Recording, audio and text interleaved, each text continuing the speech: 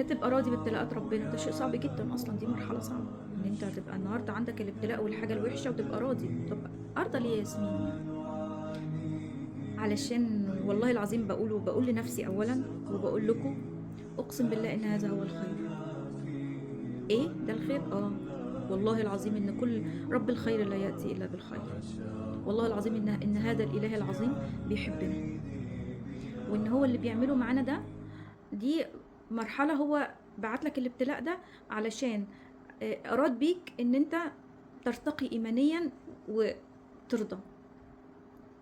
طب انا ما ارتقيتش، ما قدرتش، ما استحملتش الابتلاء، خلاص هتفضل في مرحلتك الايمانيه دي زي ما انت، مش هتتعرف على ربنا اكتر، مش هتحبه اكتر، قلبك مش هتوصل للمرحله اللي كلنا بنتمناها، اللي هم انما يوفى الصابرون اجرهم بغير حساب.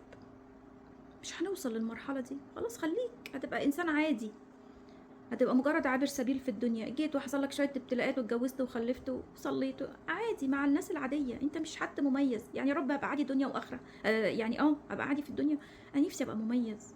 طب سيبك من كل ده، انا عايز اعبد هذا الاله العظيم حق عبادته،